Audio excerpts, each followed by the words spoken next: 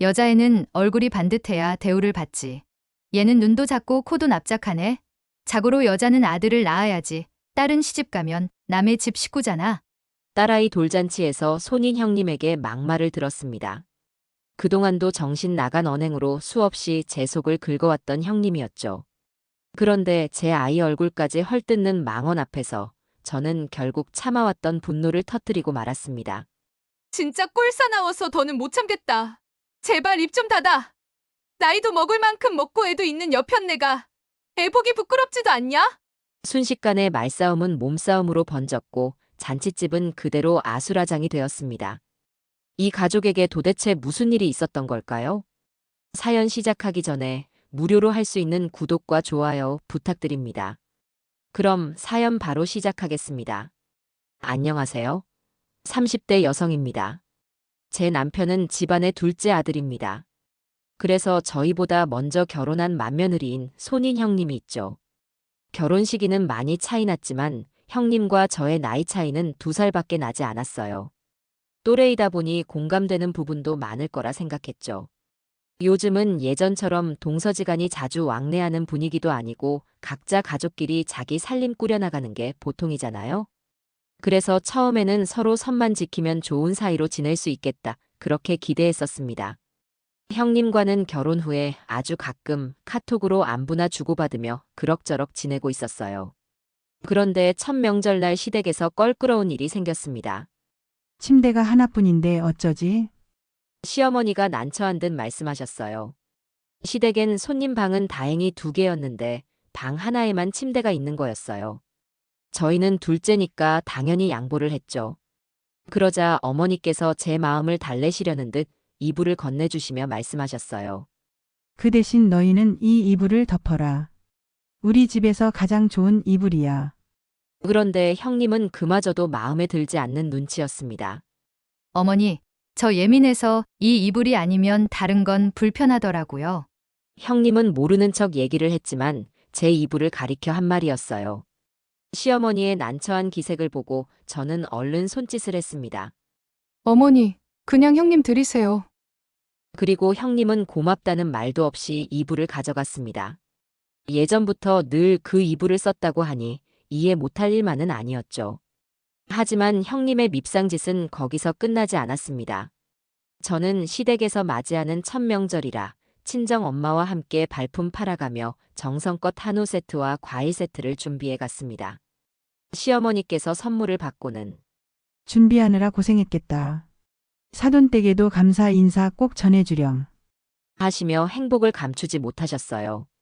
그 한마디에 제 마음도 놓였지요. 그런데 옆에 앉아있던 형님이 비아냥거리는 말투로 끼어들었습니다. 저는 견과류 준비했어요. 어머님 저번에 잘 드셨던 거요. 명절 선물 많이 해봤는데 사실 실속이 없잖아요. 어머니도 아시죠? 저도 첫 명절 때 이런 거 해왔던 거. 그런데 결국 겉만 번지르르 하고 돈 낭비더라고요. 요즘은 오히려 괜히 인사치레 안 하고 서로 부담 안 주는 게 센스죠? 마치 자기 선물이 가장 합리적이고 현명하다는 듯 오버를 잔뜩 섞었지만 사실은 제 선물이 더 푸짐하고 값나가는 탓에 괜히 자기 합리화를 늘어놓는 거였어요. 형님의 자기밖에 모르는 이기적인 태도를 보니 참 별꼴이다 싶었어요. 그 후 형님을 만나게 되면 불편한 기싸움이 시작됐어요. 형님은 다 같이 밥을 먹고 정리할 때가 되면 꼭 하품을 크게 하며 말했어요. 저는 회사에서도 낮잠을 꼭 자요. 제 저녁 낮잠 시간이 있달까?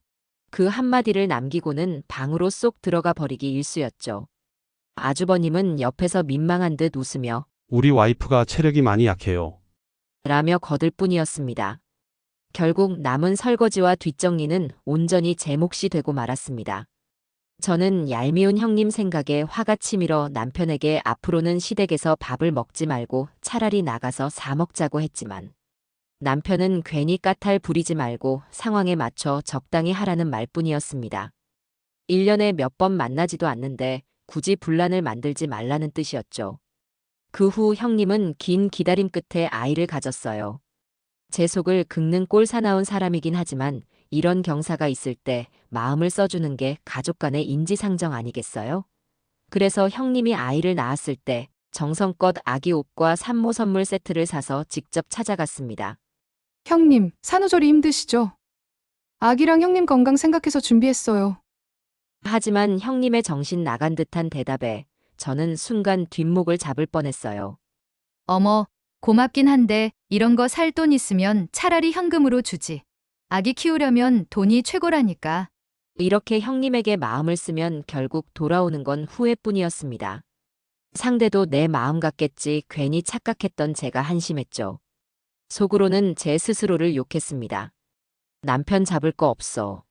내가 등신이지 그렇게 당해놓고 알아서 셀프 호구 인증을 하는구나. 형님은 아기를 낳은 뒤로도 더 얄궂은 행동을 하며 제 속을 뒤집어 놨습니다. 저는 괜히 말려들지 않으려고 일부러 거리를 두며 지냈습니다. 그리고 시간이 흘러 드디어 저도 임신을 하게 되었습니다.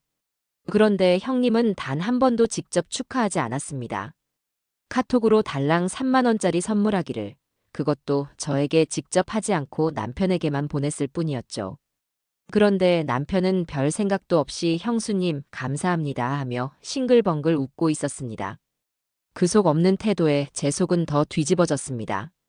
그동안 형님과의 크고 작은 일로 남편과 다투기를 수차례였지만 저는 늘 마음속으로 참을 인자를 새기며 스스로를 달랬습니다. 이제는 형님의 뻔뻔한 태도조차 더 이상 놀랍지도 않았어요. 그러던 제 딸아이 돌잔치 날 터질 게 터졌습니다. 평소 대면대면하게 지내던 저를 또 먼저 건드린 건 역시 형님 쪽이었어요. 형님은 제 딸아이를 힐끗 보더니 입을 열었습니다. 여자애는 얼굴이 반듯해야 대우를 받고 시집도 잘 가지. 근데 얘는 눈도 작고 코도 납작하네. 안타깝다. 그치?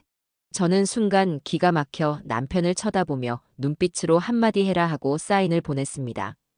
시부모님이 급히 애 얼굴이 예쁘기만 한데 무슨 그런 말을 하냐. 애 얼굴은 12번도 더 바뀌는데 지금은 건강하게만 크면 됐지. 라고 하셨지만 멀뚱하니 있는 남편이 얄미워 옆구리를 확 꼬집었습니다.